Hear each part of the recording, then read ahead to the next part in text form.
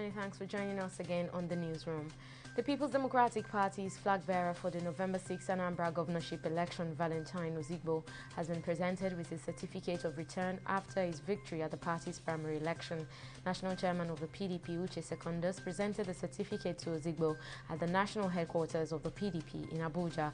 Secondus applauded the peaceful conduct of the primary, describing it as one of the most peaceful processes in the history of the party. Ozigbo, who expressed gratitude to the leadership of the party, also urged other aspirants to put the past behind and work together with him to ensure victory for the party in the coming election. A former vice chairman, North Central of the All Progressives Congress, Suleiman Wambai, has denied claims that the party offered Kwara State Governor Abdurrahman Abdulrazak 1 billion naira to run his campaign in 2019. Wambai said the funds the party sent to Kwara and other states were for election logistics such as payment for polling agents, supervisors and canvassers. He said the allegations by former state chairman of the party, Bashir Omalaja Bolarinwa, was definitely false because the disbursement was transparently done. The House of Representatives Committee on Finance has queried the National Examinations Council (NECO) over the sum of 636 billion naira, which it failed to remit to the federal government in 2019. The committee grilled the acting registrar Ebikibina Ogborodi and other top officials of NECO at an investigative hearing on Wednesday.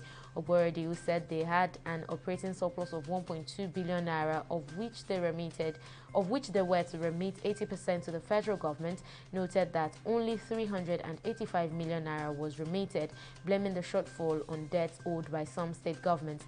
The committee subsequently placed NECO on status inquiry and directed that all heads of administration and accounts departments in the 36 states and the Federal Capital Territory should appear before the committee on July 13 with all relevant documents on finances.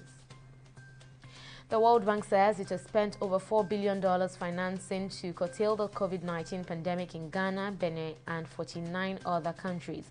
This was contained in a press statement released on the bank's website. The World Bank listed 51 countries that benefited from the $4 billion funding, and Nigeria was, however, excluded from the list. It said more than half of the financing comes from International Development Association and the bank's fund for the world's poorest countries, which is also a grant or highly concessional terms.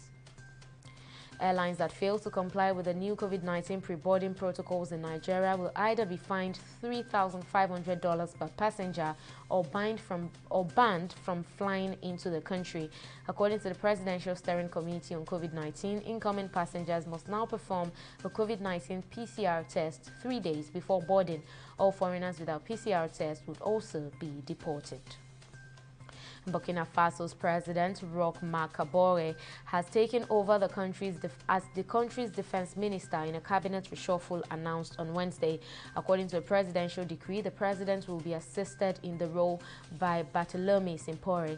It comes 3 days after the president had asked the opposition to postpone its protest meant to pay tribute to victims of terrorism and to also denounce the government's handling of jihadist violence in the country. The protesters had also called for the president for the resignation of Prime Minister Christopher Dabire and Defense Minister Sheriff C. And in sports, rising Nigerian athlete Maria Umoibang has qualified for the sprint double at the forthcoming World Under-20 Championships in Nairobi. This is coming against the backdrop of her inspiring performance at the recently concluded Nigerian Olympics trials, where she made the finals of the stacked women's 100-meter event. Umoibang's time was the overall fastest across the two finals in the women's 200-meter race, surpassing the entry standard of 24.35 seconds for the World Under-20 Championships, a feat she accomplished in barely 2 hours.